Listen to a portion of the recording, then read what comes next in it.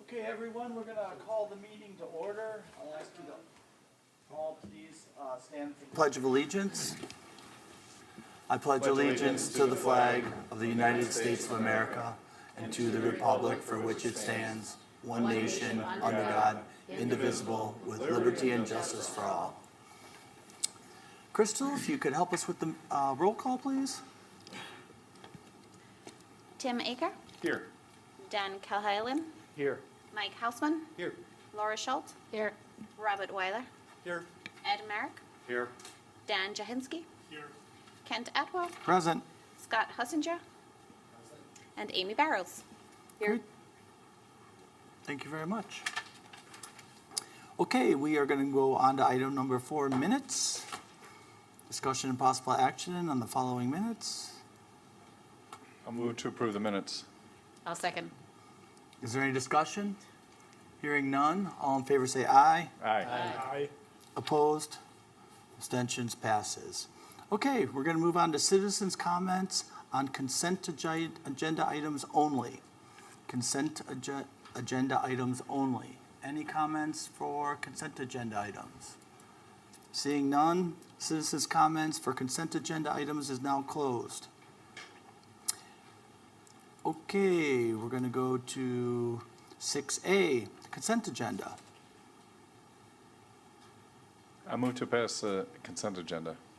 Second. Is there any discussion? Hearing none, all in favor say aye. Aye. Opposed? Abstentions? Passes. Does the person that's on the consent agenda that's here know they can leave now? Raise your hand. Okay. Appreciate it. You're welcome. Thank you. Okay, we'll move on to number 7. Public hearing number 1. Topic, conditional use amendment. Location 31385 Hill Road, DLC 0733994001, DLC 07339994, and DLC 07399995, Divine Redeemer Lutheran Church. Matthew Mering.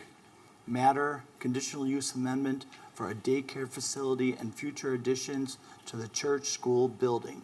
Is there anyone here to speak to public hearing number 1? Public hearing number 1. Seeing none, public hearing number 1 is now closed. We'll move on to public hearing number 2, 7B. Topic, text amendment on Article 1 of the City of Delafield zoning ordinances.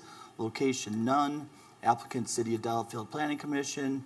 Matter, remove or amend sections of Article 1 of the City of Delafield zoning ordinance, including sections 52-15, grading and drainage requirements,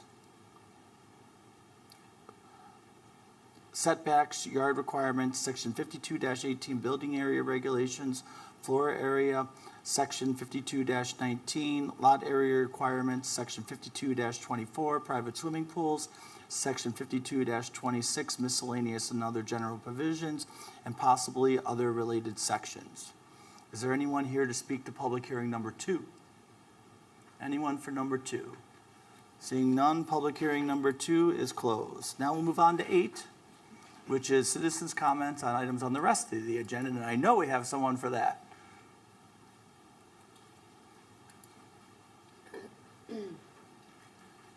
And if you just push the button there, the red light will come on. And if you could give us your name and address, that'd be great.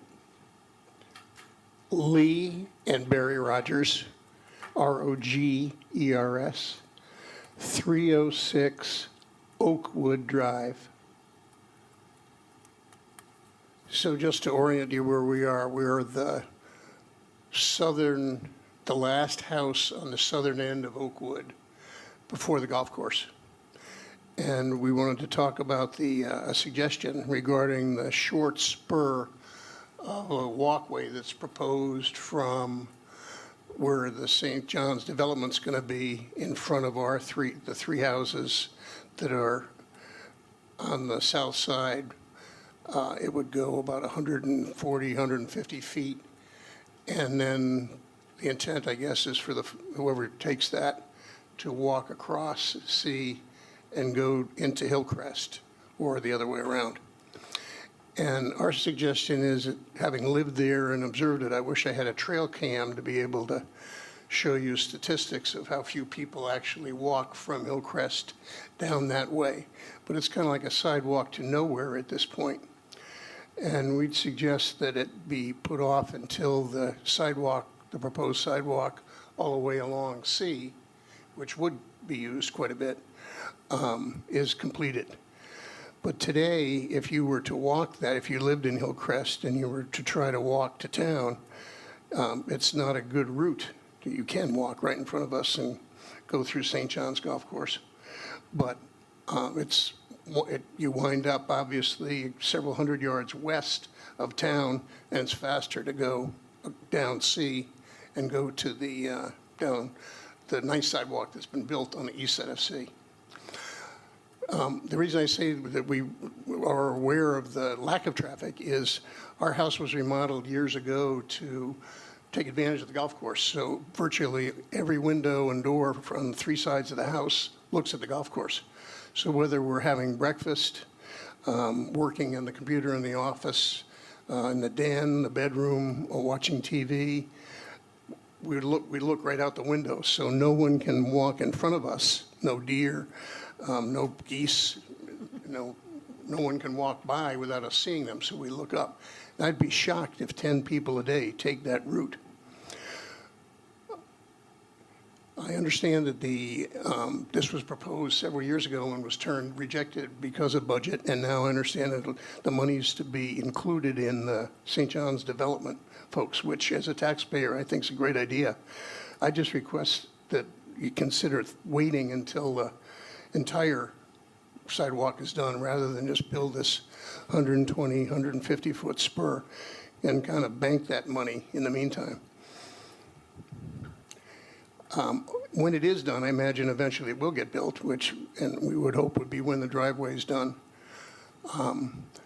We would hope that we'd get a chance to visit with the people who are planning it, because none of the 3 of us, the 3 houses that are involved, knew that, probably should have, but didn't know that there could be anything done in front of us. So we have like 3 pillars with landscaping around it with our numbers on it, which would basically go away unless they were planned a route around it.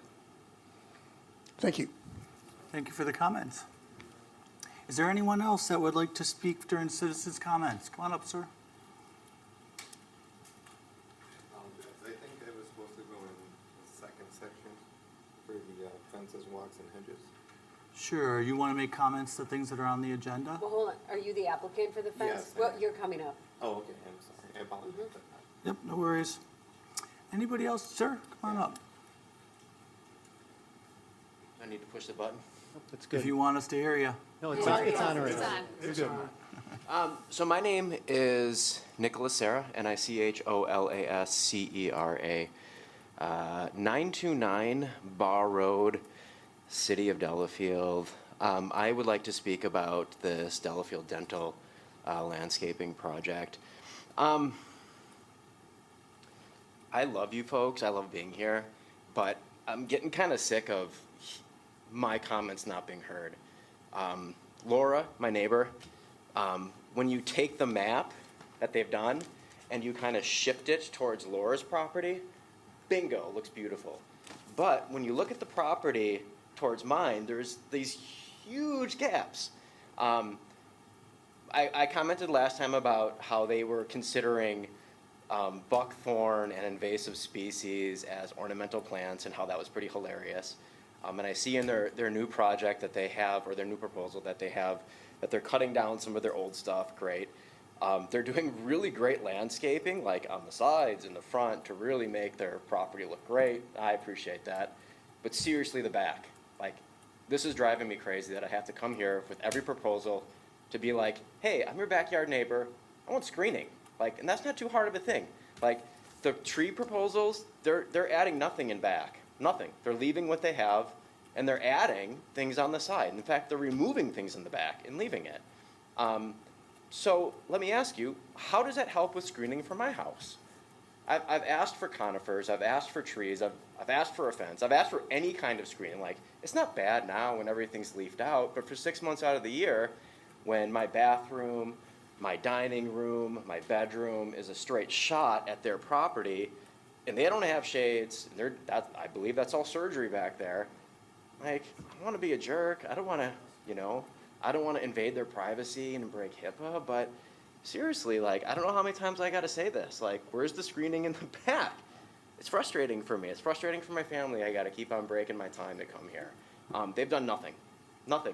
There's nothing in the plan that includes any kind of new planting in the back that's conifers. I mean, they might put an ornamental tree back there, and that's great for flowers and if, their doctors are looking out there. But as far as screening, they've done nothing. And so I would really appreciate it if you folks would recommend screening, conifers, a fence, something. Not only the building, but the headlights on the side. They've got a little berm. The berm's not high enough. I can get in headlights. I can still see their sign. I can see their whole property from my house, and it's frustrating. As a private homeowner, it wasn't like that before they did their extension. And I have to say, they added 2 of my house worths as an extension to their property. And that's frustrating for me that how many times have I called them? I've never heard from them. I've never gotten a call back from the owners or the property developer or the manager. Never. And I've called them repetitively. They refuse to reach out to me and even ask me what I want. And they keep on putting more pretty things on the side and in the front, doing nothing for the back. So I'm frustrated. I hope you folks would give them some proper recommendations as far as screening. I appreciate your time. Thank you. Thank you for the comments. Any other citizens' comments for item number 8? Any other citizens? Hearing none, citizens' comments are now closed. We'll move on to 9, unfinished business. 9A, DLC 0799997001, 920 Indian Springs Drive, owner 920 Indian Springs Drive LLC, applicant Chris Potokis. Applicant requests site plan and appearance approval to extend the deadline to comply with all pending conditions of a previous approval and to amend the landscape plan and fencing and dumpster enclosure locations at an existing dental clinic site known as Delafield Dental. Red means you're live. There we go. Excuse me. Chris Patrikis, owner of Delafield Dental, 920 Indian Spring Drive. First, I want to say I apologize for being behind on the construction timeline. We've had a great deal of trouble with our architect and our general contractor. I'm being pulled into this late, learning about a lot of things that weren't done the way that we had hoped. So after speaking with Amy recently, I was recommended to Piala's and we expedited a new landscape plan. So we're doing everything we can to get up to speed and get this project right. To Mr. Sarah's comments, I haven't had any contact with him previously. We've tried to be receptive to the neighbors, do what's right by the plan, do the best we can. But our original plan, my understanding what my architect told me originally was that the landscape plan was a placeholder and that we would find a landscape firm and develop a plan afterwards, all of that. And that was apparently not true. So at this point, we're trying to come up with a plan that works, meets everybody's goals, and satisfies the board. So I apologize for being slow on the timeline. So we do have a plan from Piala's. I'm thinking that should be in front of everybody. It's pretty hard to read. It's pretty small. But I worked through with them what would be a plan that makes sense. They immediately noticed a lot of issues with the original plan. It was done by a construction architect. I'm not sure what the technical term is, but not with a landscape background. So they had a lot of work to do to rework quite a few issues. And they're kind enough to do that under a shortened time period. What the plan they came up with said, I conveyed to them what the initial intent of the plan was, what we're trying to do. I think they understood what we were trying to accomplish, so they modified the plan as you see here. We did point out a couple things. There's a fence on the original plan that has been installed since. That doesn't show up on the plan, so that is already installed in trying to meet our July 1st deadline. And then there's an issue with the garbage enclosure as well. So the the people that pick up our garbage didn't want it to be in the original location. I can't remember if they said they didn't want it there or they couldn't pick it up if it was there, as one of the two. So it's currently down at the bottom, on the lower level on the west side of the property where the background area is. It's tucked out of the way, out of sight. But if that's something where we need an enclosure, we're happy to do that. But the rest of the plan, I think, makes sense as far as what I understand and as far as I spoke with Pialas about. Mike, can you put the packet on? Okay. It looks like you have to look at the TV screens. It's pretty hard to see the big projector screen. But I just want to show, this is the plan that was ultimately approved. So they submitted a plan to Plan Commission, and then Plan Commission asked for a few things, fencing, and then there was discussion about, I believe the individual who was just here was concerned about screening from headlights, and so the Plan Commission also talked about that. So the plan that's on the screen is the one that ultimately got approved. It includes the fence on the upper parking lot on the south end. I believe, Chris, that you ended up moving it back a little bit further on the property. They were concerned with the snowplows being able to get through the site. So they moved it back on the slope. I believe it addresses the concerns, it's addressing the purpose. But it would be, I would like to see that on an official plan so that we can add it to the packet. Then the dumpster enclosure that was approved, if you can see my cursor, it's also right next to the originally approved fencing plan in the upper lot. They relocated it to the lower lot on this west side where originally they did have a bunch of landscaping approved. And then to address that individual's concerns, they were also proposing 4 arborvitae to block the headlights from entering that property. So, and then this is a bunch of landscaping that they were going to propose on pretty much all sides of the property and around the building. One thing to note is, and I don't believe Chris was aware of this until tonight because he did have his contractors involved in the project all along, but the original plan, before the septic and before the last meeting, included tree removal, and 30 inches of mitigation was required because of the protective trees that were removed. They removed unprotected trees as well. And they were going to mitigate all of that on site with trees. And so this original plan had that, and it included, they were gonna plant 4 maples, 2 hackberries, and 4 oaks at 3 inches diameter of breast height each. They did remove all of the trees with so tonight, and they just submitted this, cause we didn't give him a lot of notice that he had to be on this agenda. We just found out he wasn't gonna meet the deadline of the originally approved plans. But, so he submitted this revised landscape plan. It doesn't include any of the trees. I don't believe there's any trees on here. So there's a lot of shrubs and, some grasses. But it is missing the trees, and then it's missing any kind of landscaping on that lower lot against the road for some aesthetic beauty impact, and the west lot line, and again on the south side, that was going to block some of the view from the neighbor. Other than that, like the landscaping around the building, it's different than what was originally proposed. It still has an aesthetic component to it. You can comment on that if you want, and we can send it to our landscape architect. My biggest concern is the lack of landscaping now around the parking lot and not having the trees that were originally proposed. At the last meeting, they did agree to mitigation. I can't remember the amount, maybe 10,000 and something. Something like that. That was specific to the additional trees that were removed because they had to replace the septic system, not the trees that were removed as part of this original plan. So it is still a requirement, unless they pay the money, but you are receiving quite a bit of comment about wanting vegetation out on the site. And to Mr. Serra's point, I'm fine with adding something on that lower level to screen that. I think that it's an easy thing for us to do. I will point out, though, it's about 150 feet from his lot line to where the cars are, and it's a wooded lot. So I think we're kind of splitting hairs, to be really honest, but I'm happy to put something in there that would screen some of that. yeah, I want this to work and make sense, and I know we're under the gun on our end, I apologize. There's been a lot of things that haven't been handled correctly. But as far as I think there's a couple components that Amy brought up. One is the ornamental aspect, and we've raised the bar from what it was before the renovation dramatically. I mean, like, this is 10 times better than what it was.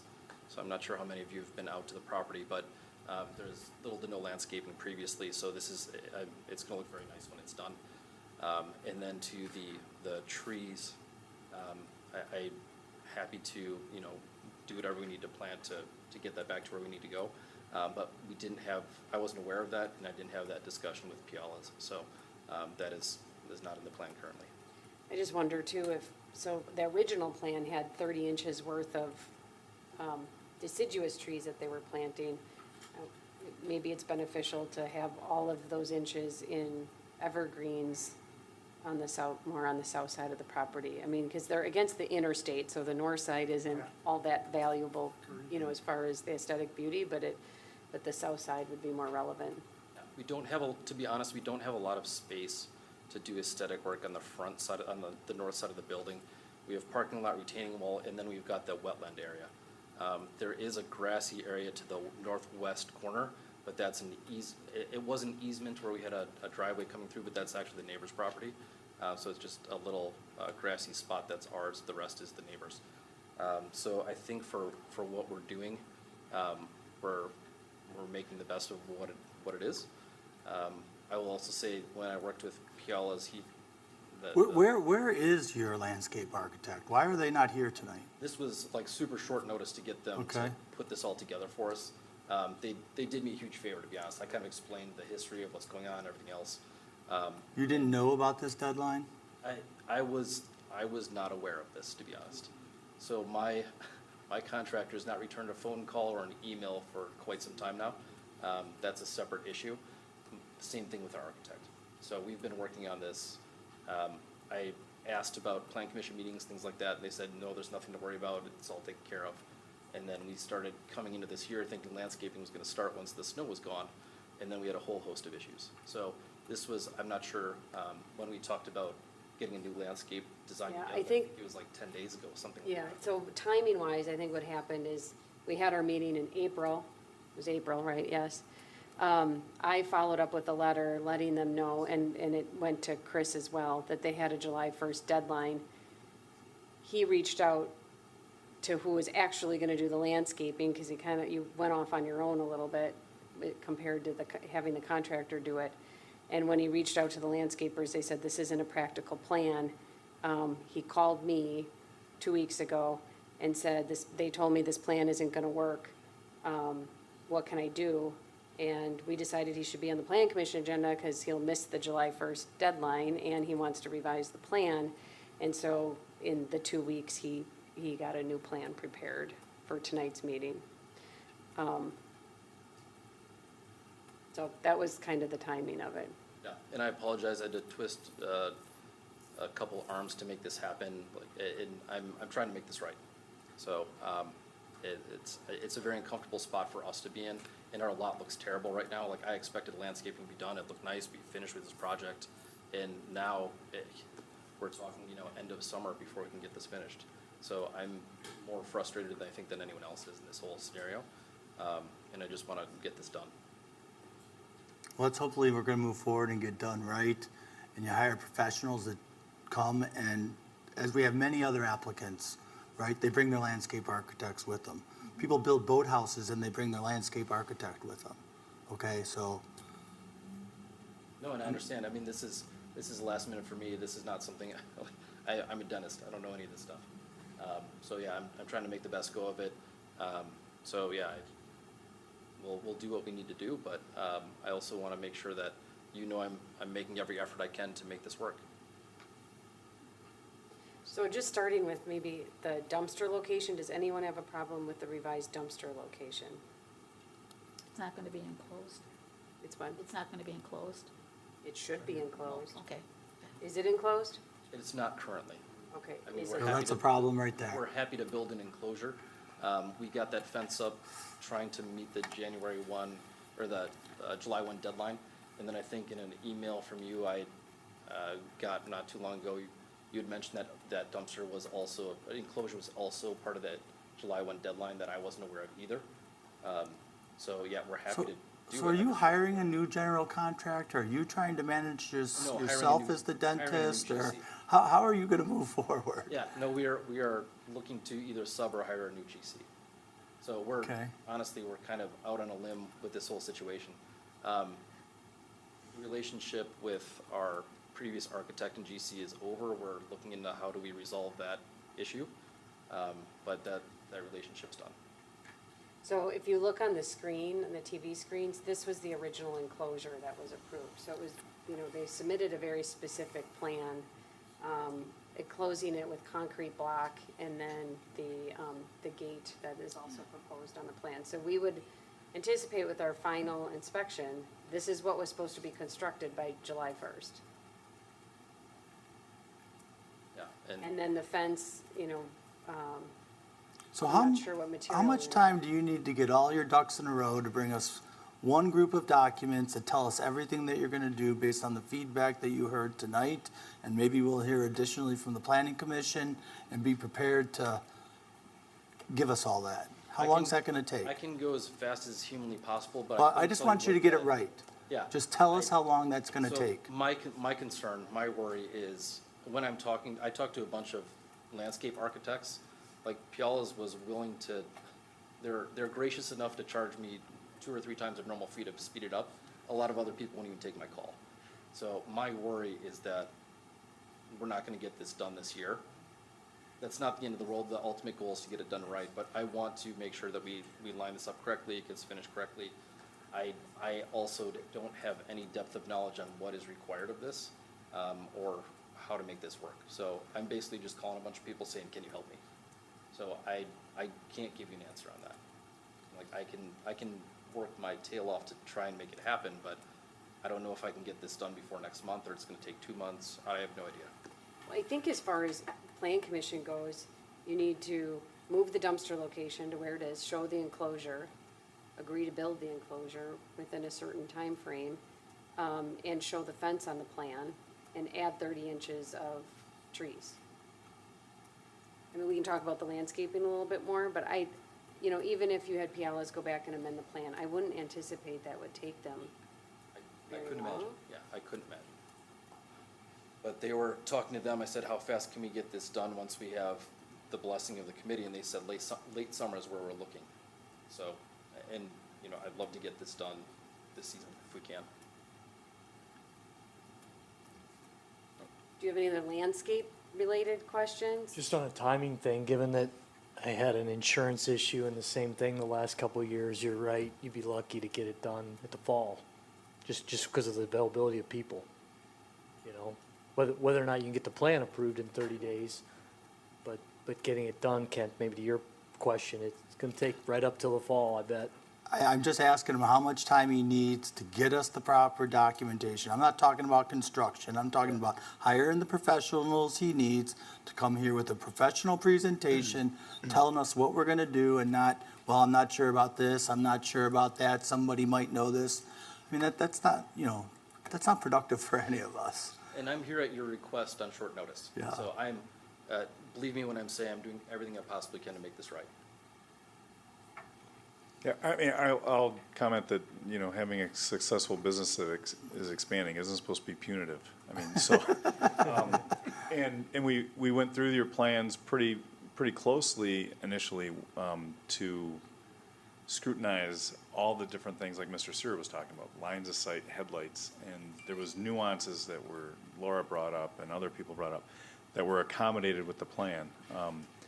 And then the discoveries with your septic and the moving of the dumpster and stuff, those are, I think contractors like to call them, discoveries or whatever, or opportunities. But, so it shouldn't also be punitive on the neighbors. So, I mean, I'm looking for the best solution to help. I mean, screening is paramount to the neighbors, obviously. One thing I heard is arborvitae. Please don't plant any arborvitae. If you go down the hill from you, there's arborvitaes that look like corn dogs because the deer eat everything up to they stand on their heels. And so planting new ones, they're just gonna be emaciated by the deer. So don't even think about those as proper screening.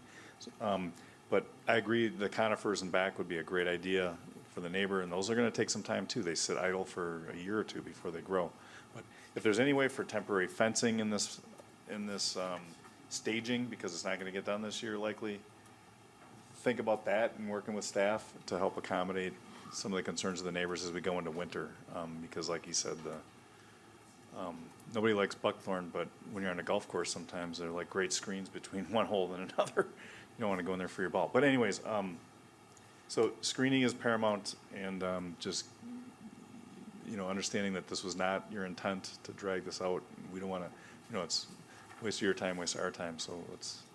But to Just get maybe to something in answer place. the mayor's question, given you've got somebody on the hook now, you paid them expedite fees to get this done, can't you July 5th re-engage with them based on the feedback, and can't you come by the end of July to the next meeting with what the mayor said is a great detailed plan? I would Which sure- still gives you the opportunity to implement it then in August, September. Yeah, I would Right? sure think so.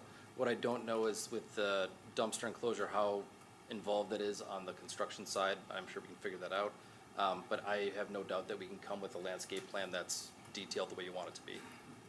And that being said, I don't know what the submittal date is to get on the July board meeting, but I would imagine they'd be able to turn this around in a couple days. That'd be my expectation. It's probably not going to be the case. You're going to need a few weeks at least. So maybe it's August. I just wanted to give you a deadline for you to work for to come back, right? So is that the August meeting? That should give you more than ample time. It should be great. Yeah, I would imagine so.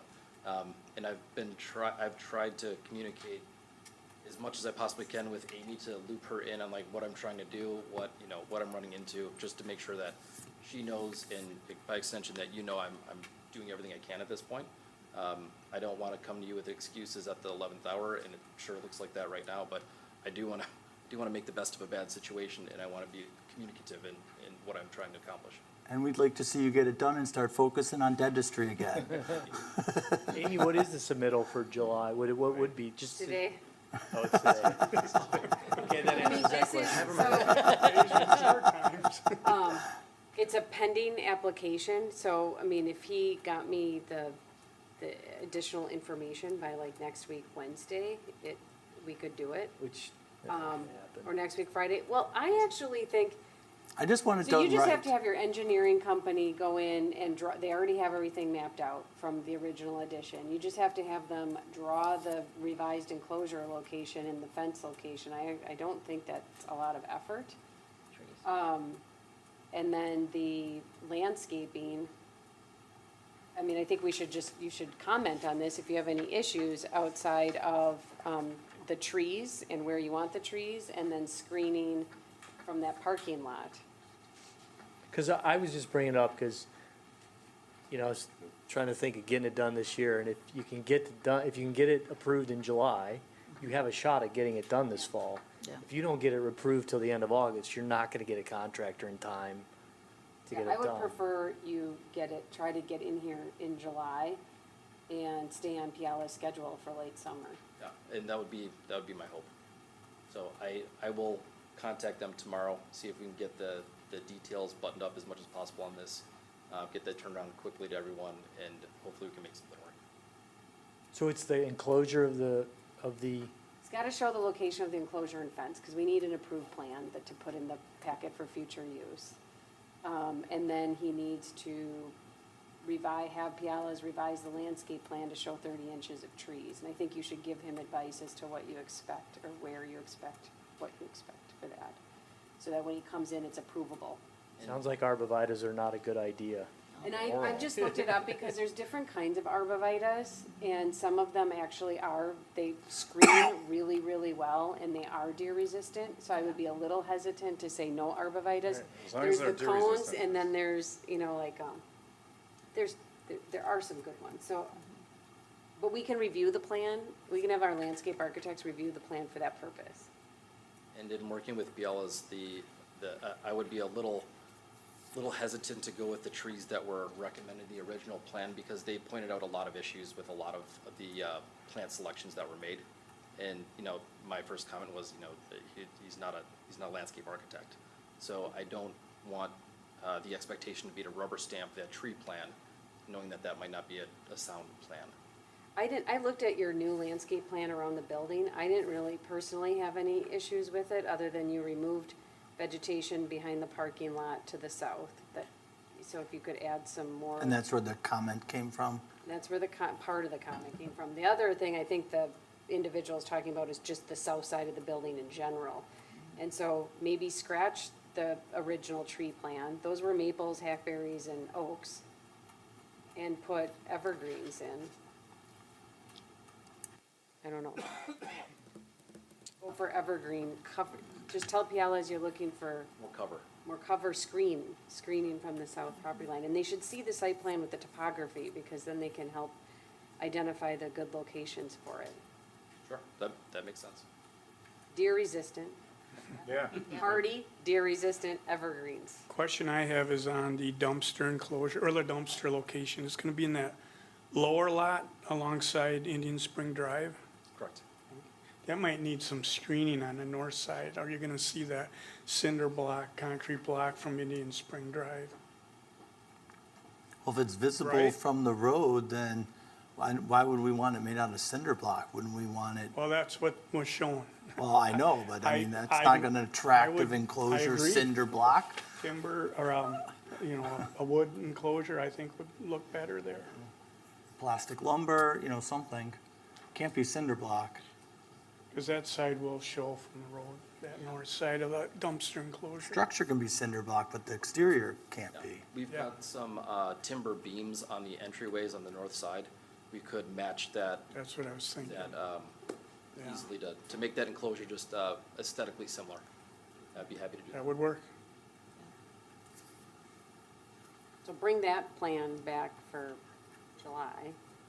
Hope you have a good memory. I think I do. We've talked about this a lot. And Amy, I'm sure will help you out with a list. All right, any other questions?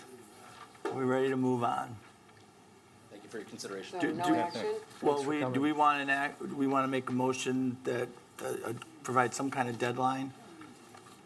Hopefully he for the beats July- it, but to- we should to set submit some for kind of July? deadline, otherwise we could go back and, I don't hope it doesn't happen, but we could go back and forth for months.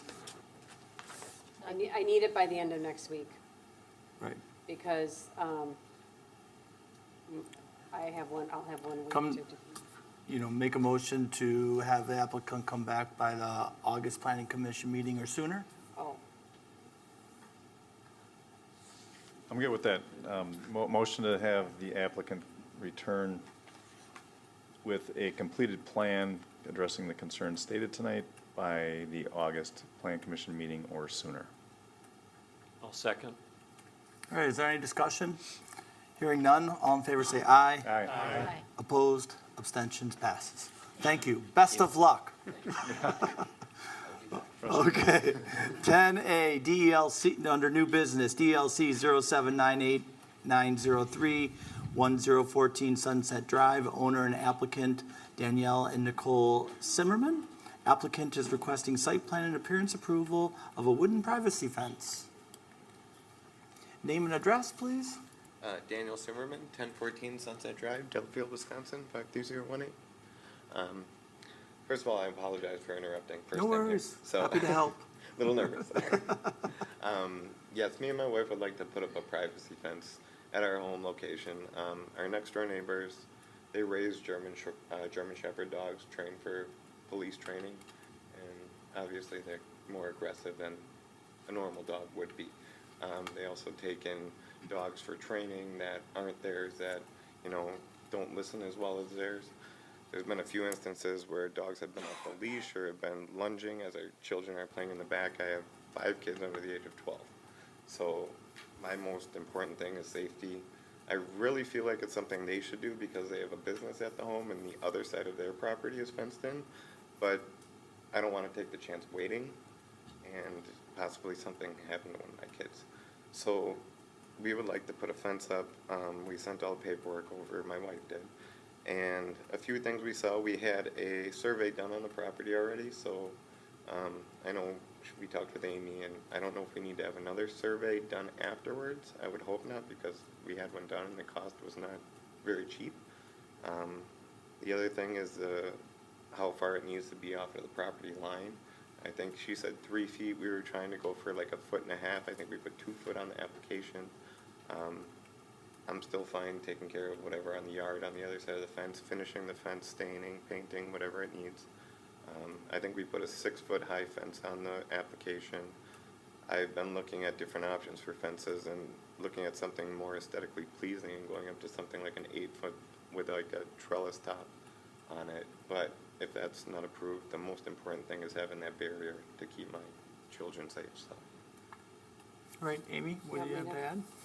Okay, so I don't know if you saw the location of the property on the, in the packet, but it's on the south side of Sunset, which is east of downtown and just north of 94. They are proposing a 6-foot tall privacy fence. Sounds like they might want to increase that to 8 feet tall. I will say usually, and Scott can correct me, we don't see more than 6 feet very often. They are proposing 2 feet off the lot line. In the past, we have recommended a 3-foot offset. That's to ensure that the applicant has the ability to maintain both sides of the fence. The Plan Commission has approved, in certain circumstances, closer, but we do recommend 3 feet. They are required to be 16 feet off the lot line without Plan Commission approval, so that's part of why they need to come to Plan Commission. They also need to come to Plan Commission because it's a privacy fence, whereas they're approved by right if it's 50% open and 4 feet in height. So setback, height, and for the privacy portion of it, all require the Plan Commission. The fencing and location are all included in the packet. And then they showed some pictures of what that looks like against the west property line. It is 135 feet long, and so when the fencing doesn't have to go to Plan Commission, they have to meet the criteria of the site plan and appearance section of the code. I did put that criteria in the staff report. I won't read through all of them unless you want me to. But I did recommend approval subject to conditions, which do include the fence not being closer than 3 feet from the side or rear lot line, and the fence being surveyed, or the location of it being surveyed by a professional land surveyor. That's to just make sure that they don't go over the lot line because it is getting so close. If he has it surveyed, I don't know if the stakes are still in the ground, if it's very obvious to you. Yes. You can determine whether or not that's required. It can be difficult to ensure that he meets the setback.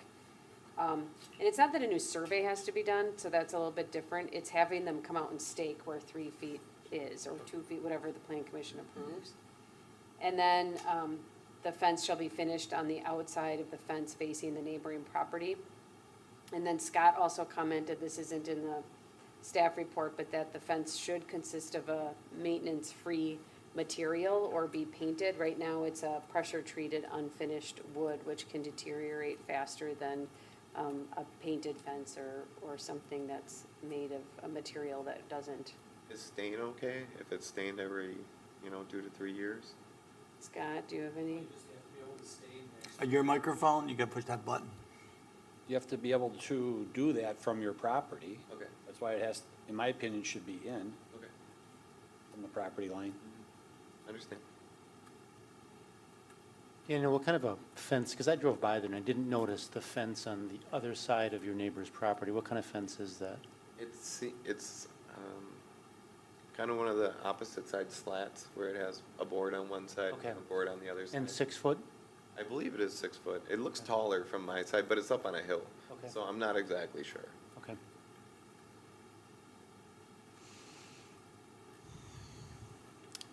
Yeah, I also drove by there on Sunday.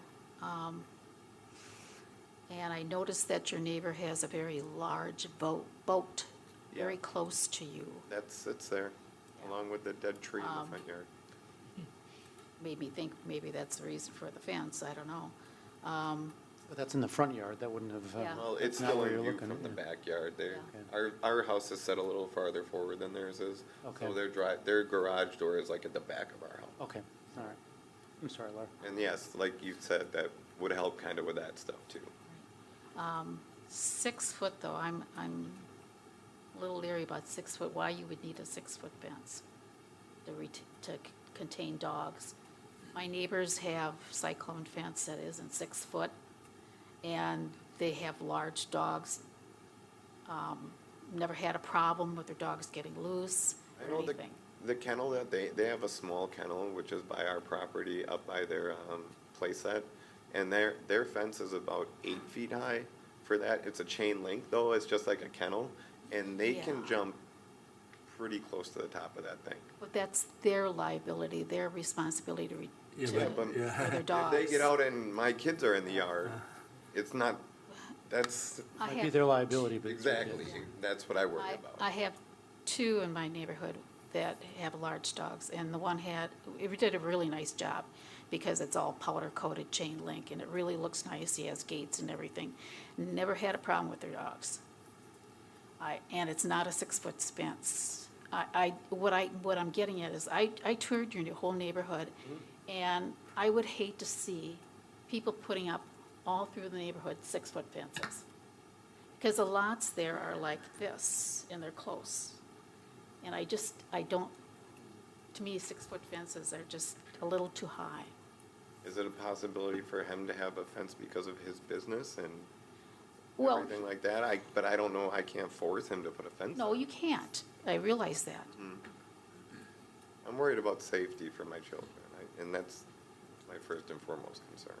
Well, true. But I'm sorry, I just don't agree with a 6-foot fence.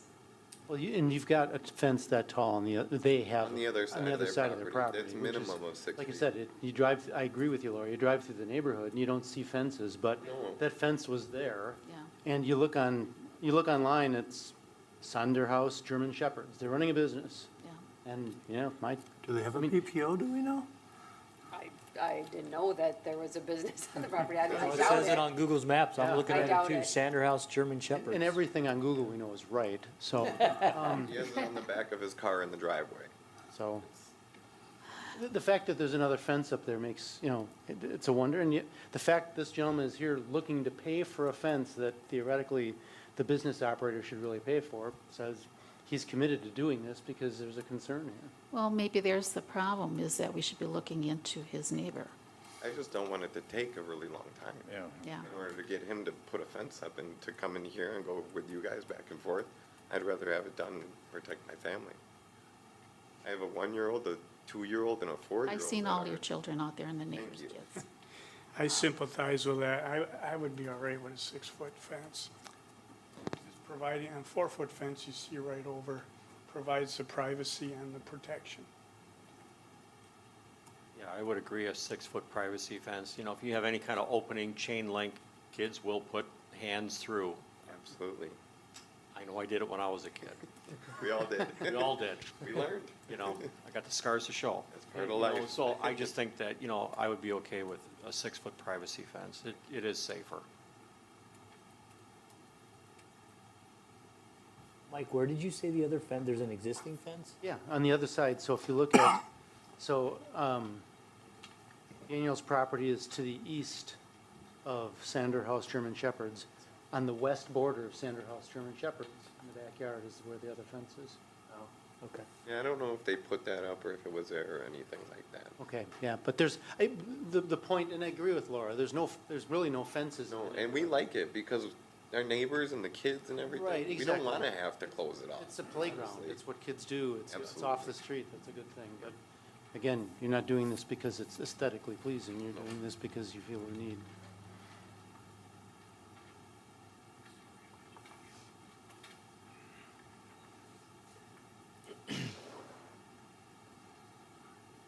I also agree, I think 6 foot, I mean, your children's lives are more important than 2 feet. Thank you.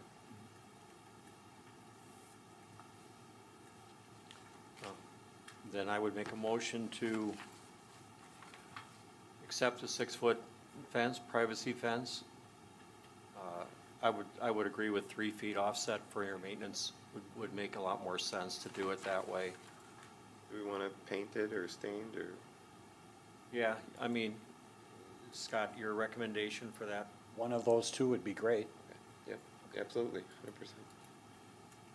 Then I would agree with painted or stained. And you said you had everything already surveyed? Yep. All right, so you've Sticks are got the still in the markers for middle. that. Yep. And I think that's it. Did I miss anything? Finish side on the outside. Yeah, finish side and the outside, for sure. I would second. All right, is there any further discussion? Well, I'll just ask whether or not the applicant would would you endorse the city council just confirming that the business has its proper licensing in that? Do you have that, Crystal? Yep. Okay. All right, all in favor, say aye. Aye. Opposed? Abstentions? Nay. Passes. Oh, nay? Well, Got a nay? One nay? Abstentions? Passes. Thank you very much. Let us know before you order that lumber. Absolutely. Give us some chance.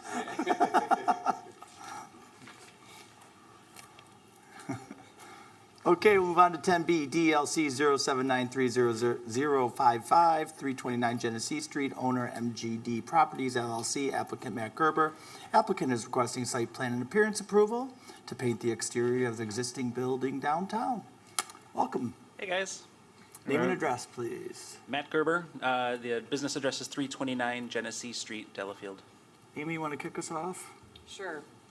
I'm going to try to explain this location. So this is just a few buildings south of like the entrance to ID, right? Across the street from the, is it across the street from here directly? Yeah, It's right there. You can open up that It's window. right and across the sit. street from City Hall. 50 yards south. So all he is proposing is to repaint the building, and because it's in the downtown district, the color palette applies in the city reviews the architectural elements. So shades of gray are included in the color palette for downtown. This is the proposed color, correct? Because I know I got the two pictures, I want to make sure I'm. And then this is the existing, so they're similar, it's just a deeper gray. Right now, yeah, my wife will get mad at me for calling it this publicly, but it's like a poopy putty brown. It's like it's a really unattractive color with forest green accents and really deep forest green accents. So we want to go just to it actually, before they painted it this, it was a real light gray with dark gray shutters or dark gray accents, and we want to go back to that. A little bit deeper of a gray, here's the colors, a little bit deeper of a gray than it was originally, but, oh yeah. So this will be the main building color, it's called software gray, it's Sherwin-Williams color. And then the accents, the trim, by no coincidence, the name is called cyberspace. There was actually a middle color called And you're a web gray. designer? Yeah, right. There's a lot of The curiosities original here. color that I was hoping for was between these. It was called web gray, but it just didn't. It didn't look right. So I just thought it would have been too funny. But yeah. So those are the colors. And Amy, they fall within the scope of the downtown palette? Yeah, so, I mean, there's just a realm of grays on the palette, and it's, actually, the palette reads, it has to be compatible with that whole color. You don't have to pick an exact color, but it, yes. Oh, nice. Motion to approve the colors presented this evening for the Matt Gerber building. I'll second. Is there any discussion? Yeah, thanks for getting rid of poopy putty. Thanks. Yeah. It's my pleasure. The city will be better for it, right? Yes. All in favor, say aye. Aye. Opposed? Thanks, guys. Abstentions? Passes. Okay, we'll move on to 10C, DLC 0792990 and DLC 0793997 Oakwood Drive. Our owner, Hendricks Commercial Properties LLC, applicant George Orwin III.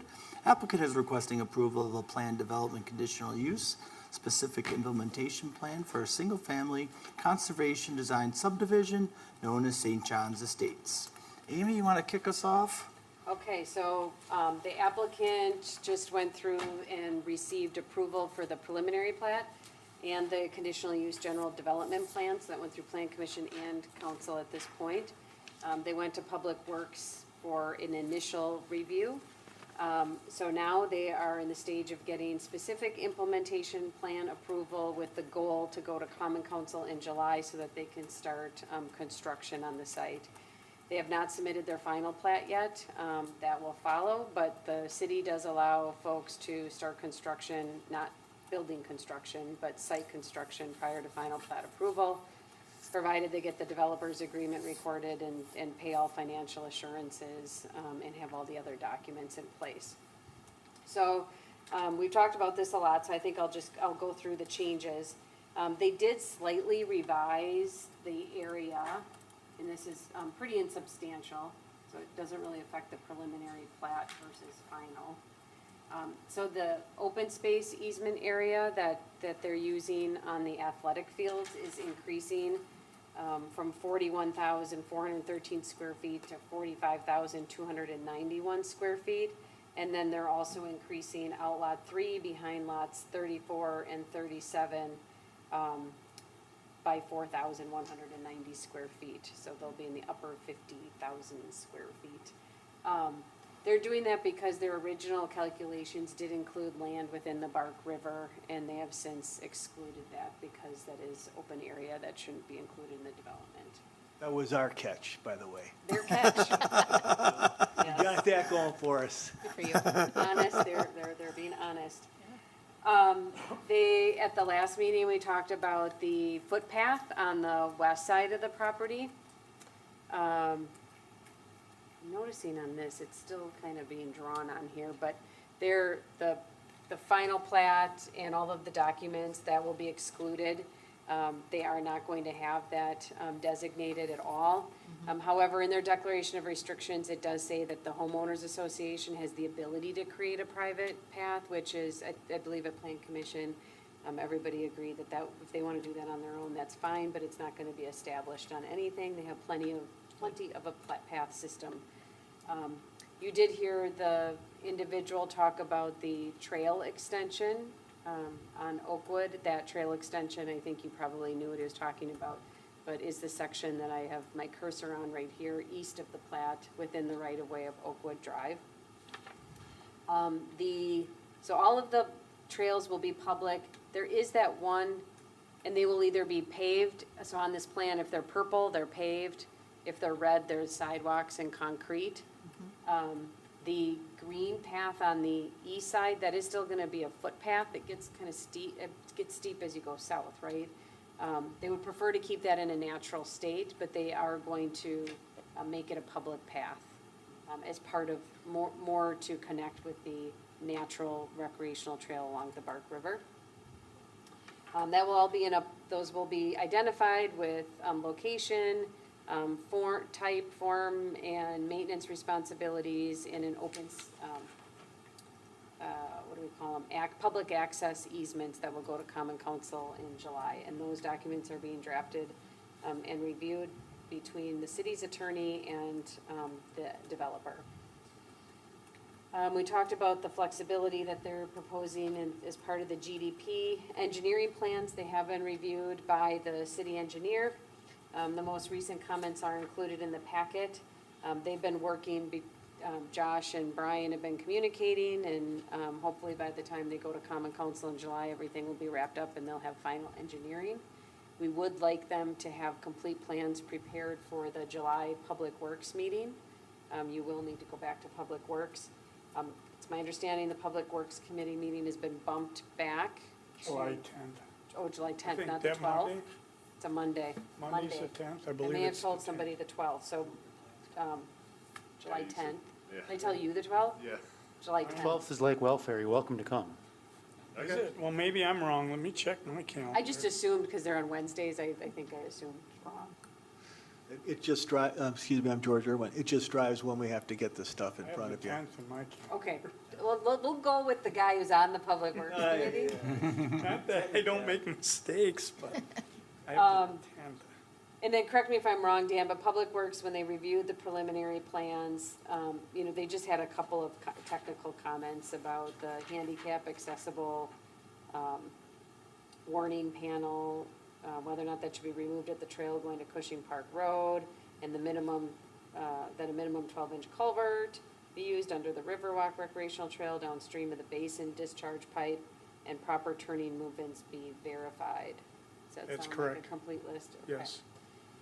Then, lighting plan, the applicant's not proposing to install any lighting. However, in their declaration of restrictions, each lot owner will be responsible to install a front yard light post and lantern in a style and from a manufacturer selected by the declarant.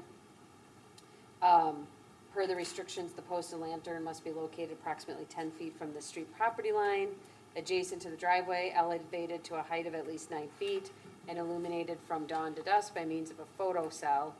Did you get my comments? Yes. So, okay, actually, they're not my comments. I don't know if Alderman Eicher wants to add anything to that, but there's just a typo, and the dawn to dusk should really be dusk to dawn, I'm assuming. Yeah, I would think you want the lights on when the sun's down. Yeah, I mean, he's. I'm a stickler, right? He's reading it. I read the packet. Yeah. So, but also The knowing, the photoelectric cell, I think, is designed to make sure that that occurs, but if you want to have us put timers on it, our usual process is that we select everything, we buy all 45 of them, we stockpile it, when the house goes in, we deliver it to their contractor. Gotcha. No, I went through the same in my subdivision. We don't have and where I just live straight north of here, in Valley Road Farms, and so we have all the uniform lampposts as well. It adds a good mode of consistency to the neighborhood and that. But I'd also suggest you work with staff if it is amenable to you to come up with a standard for the type of light that's in there too, like as far as amount of lumens that are, because an LED bulb is going to last for 15 years, somewhere in there. Yeah. And then if they're all the same, it looks great. My neighborhood, I've got a real dim one. My neighbor looks like he's trying to catch every moth in the universe. So consistency would work. And the other comment I had on the lighting plan is it's a newer trend, I think, and older in some neighborhoods, but newer around here where there's a lot of architectural and landscaping lighting. You hear them on the radio all the time. Someone's making a lot of money to show off their trees at night. I think it is a distraction to the beauty of the neighborhood and the night lights. I'm proposing that you add in the language and work with the staff to any architectural or landscaping lighting have a timer that would be controlled to turn off at 10 p.m. So 10 p.m. to dawn, the lights are off on trees and architecture. Just limiting it to architecture and landscaping would allow someone to, if the homeowners association allows a flag, I don't know that you would, but you can respectfully light a flag, obviously, and if somebody has a legitimate case for a security concern, they could take it to the HOA and have lighting appropriate to that. But just for the landscaping and architecture, if you'd be okay with having it off from 10 p.m. to dawn? Those are good comments. Okay. That makes good neighbors. Are you proposing that for the lanterns too? No. No, just No. the. I think because you've got that's where you work with a tame amount of light emissions from the lanterns to just not be street lights, but be ambient lighting for people that are walking on, because you've got public trails all along there. Good sidewalks. Yeah, so those are my thoughts. If we could, if however this motion comes up, I'll make sure they're in there if that works for you. Okay. Tree cutting and mitigation, no changes from last month's meeting. Same with the landscaping plan. Subdivision signage, no changes. They did provide dimensions, so the main entrance sign at Oakwood will be about 7.5 feet tall by 14 feet wide. And then the tall smaller monument signs at the other entrances are about 7.5 feet tall by 2 feet wide. Developers. How are the entrance signage lit? Is that in the packet, or? I don't think you didn't have any lighting, did you? I don't recall specifying any. Pardon me? We hadn't. So they'll be unlit? I would like the option of lighting the sign at night. I have no problem with it going off at 10 o'clock as well, but, because I think people entering the subdivision, there's gonna be, we're spending so much money on the landscape feature here that I think that that's a net positive, not a negative to be able to illuminate that. So I think there, you know, you might have 3 or 4 of them, but again, we can put them on timers. Like spotlights, or what were you thinking? Typically, they're just going towards the sign itself, yeah. Yeah, Like ground? They're not in Carriage Hills, they're not in Valley Road Farms, they're not in Valley Road. I mean, the neighboring neighborhoods don't have that as a feature. Why don't we do this? We Because do I'm in some looking- other areas, I'm though. looking for specific plan approval now. If I want to tweak that landscape plan, I can always bring it back. Of course. We'll just go. So as of now, they're unlit. No lights. They're not Okay. they're not on. I bring it up because we had one over here, I'm forgetting the name of the subdivision, Sanctuary? but they were super bright. Yeah. And we had Sanctuary. that, sanctuary, and we They had to have them, lantern lights. we had to have them come in and dull them because they were lighting up 2 houses down. Right along Main Street. Yeah. So I shouldn't bring up the cannons then? No, We probably like not. cannons. No, we used to, the Civil War enactment had complaints, so I don't think you'll get more. Okay, let's see, what else? Signage, developers agreement, the city attorney is in the process of preparing that for common council review. Declaration of restrictions, a copy of, a revised declaration of restrictions is included in the packet. You may remember at the last meeting, they talked about whether or not the outlots could be owned by the homeowners association versus the undivided fractional ownership. City staff has requested that he amend the ownership to the undivided fractional ownership, which he has done. Maintenance and responsibility is still on the homeowners association, but the city has the right to charge each individual lot owner if they don't follow through. And then they did add a statement in 6.13 that states there's a goal of providing home diversity in style and design. That's been a comment that's been raised. The city attorney is reviewing that for consistency with the other subdivisions that we have recently approved, including Beacon Hill, Nagawicca Heights, and Hawthorne Farm. Any other comments on that? Well, I guess along those lines, so like with some of those other developments, we were given sample, like examples of similar developments from the same developer that would be almost a template that they'd be emulating for this. Is there something that you could point to as a sample for architectural design and that? Other developments? Yeah, yeah. I mean, let me ask you a real leading question. This is Four Winds. All right, I was going to ask you about Four Winds. There you go. There's Four Winds. There's the landscape. You can just that's just a streetscape of landscape. You can pass it. Okay. That was a parade of home site in Heartland. Okay. That was Four Winds West. That was 45 lots. I also did Four Winds adjacent to it. That was 110 lots. That had a slightly different landscape element to it. Those were open subdivisions. Any number of builders were authorized to go in there. This year's Parade of Home starting August 10th, would be at Redford Hills. That's a subdivision that I have majority ownership in, and that is open to all builders. There's a number of the same builders that are in this project are also in Redford Hills. Some of the houses that are considered built, if you decide to build houses in there as well. Where's Redford Hills? Huh? Where It's is in Sussex. It's on Richmond Road.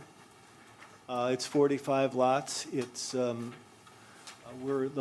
want you to go there after July 4th. That's when the landscaper promises that the front entrances will be done. You pay him 3 or 4 months ago, and you hope like hell they show up. So, but it's got to be done before the Parade of Home site. So, that's a more middle market subdivision today. That's homes that are, unfortunately, those are homes at $700,000 or $800,000, and that's middle market today. But these homes in St. John's Estates obviously will be a little bit more fancy, bigger, and probably at a higher price point. Because of that, there is going to be a significant effort to maintain diversity in what we build. We're allowing any number of builders to be in there. There's a half a dozen of them who've already wanted me to commit to sell them lots. They have customers.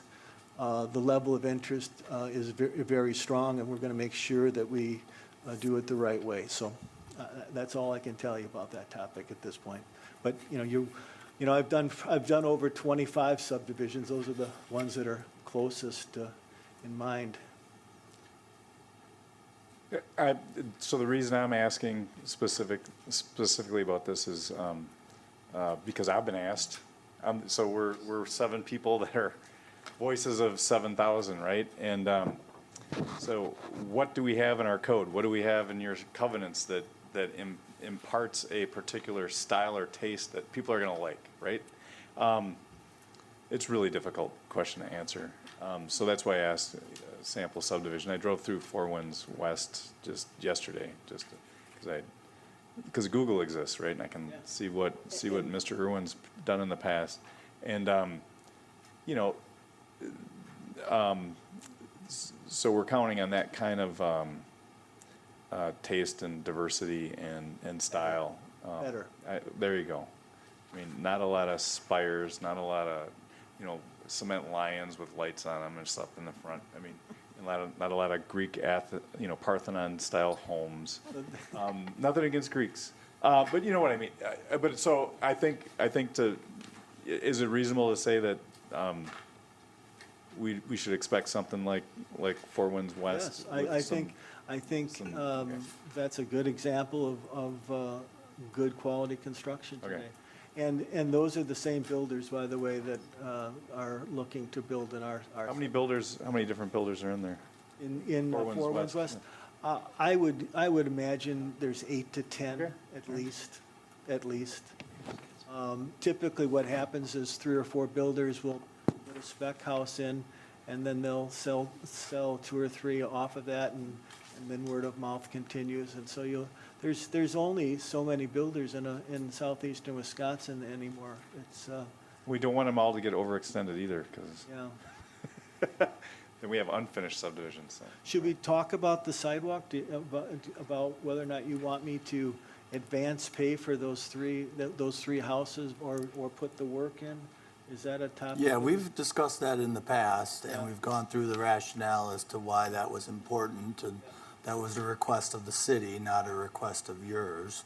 And I don't know why, somebody speak up, but I don't think anything's changed. I'm just saying, I'm more than willing to make that advance payment if you wanted to defer the work, that's all. That was the only reason I'm bringing it up. So I'm not following you, what does that mean? I'm not following. The citizen comment was that, could you just wait till it's gonna go all the way to Highway C? Why don't you just have the developer put a deposit down for the cost of doing those 3, and then when it eventually when you eventually want to put it all in, you'll have a funding source. I can tell you a small story in Oconomowoc where that seems. I understand that's a possibility. I understand what you're asking now, but certainly speak up, but we've had that discussion before. It's a safety issue that we want to connect to that And I have no neighborhood. problem doing it. And waiting for the extension to go further, it doesn't solve the safety issue that we have of people from that neighborhood trying to get down. So while it may extend further someday, this is our opportunity to make it safe now for at least this small portion. Yeah, I'd say the goal is connecting neighborhoods, especially for someone who raised 5 kids a couple hundred yards away from there. This is a connection point from the new subdivision to Carriage Hills, to Hillcrest Road, to Copperfield subdivision, and just thinking very regionally, how someone could get on their bike and ride to a friend's house, or walk, Or even Cushing Park. Yeah, and even get down to Cushing Park. Getting down there. And two, it's snug against the road, and it's in the public right of way, and I just think it's a reasonable amenity and extension. I think it's going to benefit a lot of people. And it's very likely that with the existence of this connection, you know, two things. One, there's going to be a crosswalk there, which is traffic calming, and that's a big concern for everybody east of here that I've heard of, is the way the traffic moves. A crosswalk slows traffic down. And anyways, I think it's a good time to do it, and it's very likely that any extension that might ever happen to connect Oakwood to Highway C is going to be contingent upon a major reconfiguration of the intersection in front of Christ the King, and that might be 10, 15, 20 years out. I mean, who knows? And so I don't see it happening before then. I don't think we should be waiting for this little connector. So. With me doing it, I'm gonna do it at union price. Unit price is probably lower than the city, so let's get it done. Good. Let's get it done. And as always, we always work closely with the neighbors. The city engineer will be involved with that because it's the public right of way. And we try to be accommodating to the adjacent property owners as possible. And Josh understands where their trees are Yeah. and so forth. Yeah, so as far as our design on that trail, to the gentleman's point, we really try to be attentive to the needs, and your driveway in particular, taking the sidewalk in front of your sign with your home number on it, and staying in front of the other neighbors' trees. So we're putting this trail about 5.5 feet off the edge of pavement, really kind of matching the grade. It's very level in that area, but really try to situate it to be sympathetic to everything that's out there today. So we paid a lot of attention to it. Okay, and then they did prepare an open space management plan for the long-term maintenance and responsibilities of the open space, and they also referenced the easement area on that. I did receive a comment regarding what kind of maintenance responsibilities are going to be required in the easement area in the event the school's no longer active. So right now, it's gonna be in continued use for the school and for whatever purpose they use it for. So I'll be talking to the city attorney about that to see if there should be something in the event the school is no longer active. That area may need to be converted to in a natural prairie or state. I know there's some trees and. Yeah, there's different trees and grass there. Importantly, the grant of the easement is by HCP Hendricks. And so while St. John's under a lease controls the property, HCP is actually making the grant, so they're the obligated party to comply with that land management plan. So I'll be happy to talk to the city attorney about that, but I think your power is already embodied in the document, but we can I think the question is more in there. It talks about how it'll be continued to be used by the school. Usually, open space areas need to be in some kind of a more natural state, and we're not requiring that in this area. We may want to just have a clause that if it's no longer occupied by the school, it does need to be converted into a natural state to match the remainder of the. Yeah, right now, it's trees and mowed grass, so, I mean, we'd no longer mow the grass, I guess, yeah. Any concerns about that? Otherwise, I'll work with the city attorney. Okay, then beyond that, my recommendation, it's similar to what we've done in the other PUDs.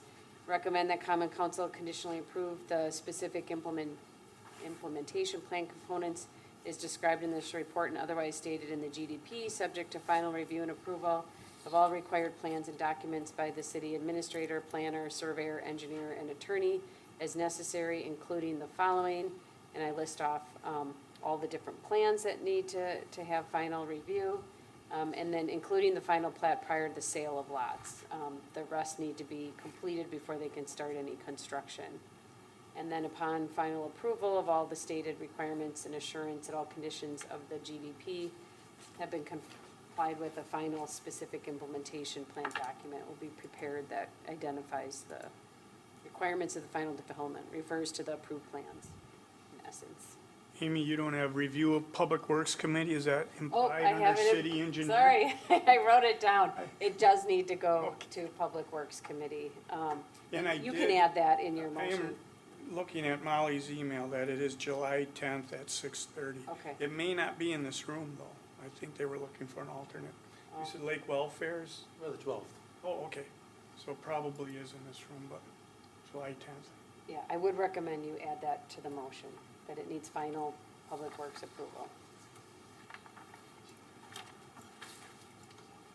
I don't know how, I haven't talked to Brian, I know he's on vacation. Yeah, I Are know. you guys working through that? Yeah, yeah. Or July 10th? We've incorporated the bullet point elements and took care of those, and then I think resubmitting the updated plans. Yeah, our goal right now is to have something back to Brian this week. Okay. And I'd be happy to sit down with the city attorney or whenever you want to sit down and go through documents as efficiently as possible. Just send me an email and we'll do it. Okay. Or I'll make a recommendation. I'll make a motion that we recommend a common council to conditionally approve the SIP per the city planner's letter for the June 28th, 2023 meeting with the 7 points she has bulleted, along with a final approval and review by Public Works, and a lighting plan that is amended to include architectural and landscape lighting to be on timers to be off between 10 p.m. and dawn, and that street lighting with the lamps proposed be a consistent brightness to be on from dusk until dawn. I'll second. Is there any further discussion? Hearing none, all in favor say aye. Aye. Opposed? Abstentions? Passes. Thank you, everyone. Thank you. Thanks, George. Do you want George. Do you want those pictures?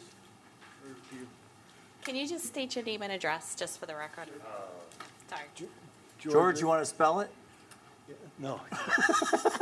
My name? Yes. You don't have it yet? Pueldkelix. So Josh Pudelko, Pudelko, Trio Engineering. Have a wonderful evening. Alrighty, thank you.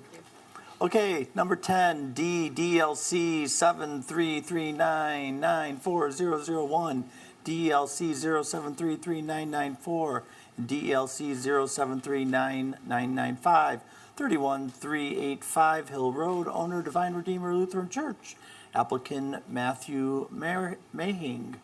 Am I saying that right? Maring. Applicant is requesting but I lack confidence.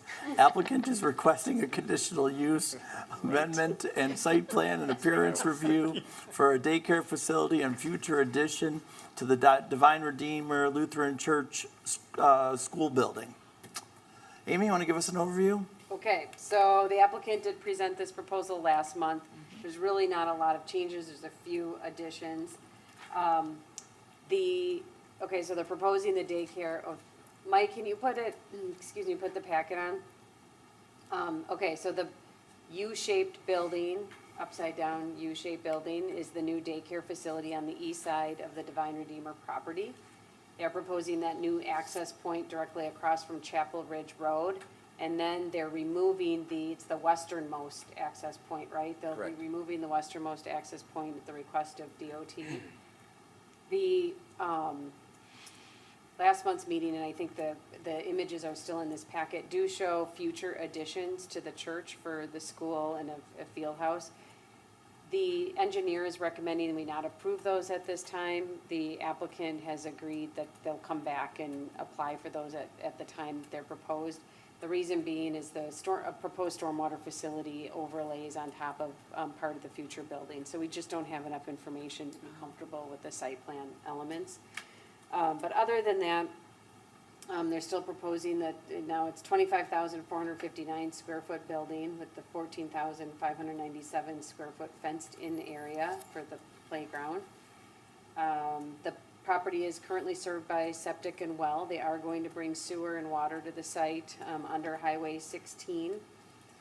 The city is asking for the sewer and water main easements be added and extended to serve future development. We're gonna need to discuss that tomorrow as a staff. to determine where those easements need to be located, and what properties that they will be serving. The applicant did submit colored building renderings, interior floor plans, and the live material boards. None of that has changed since the last meeting, right? So that's the same information from last month's meeting.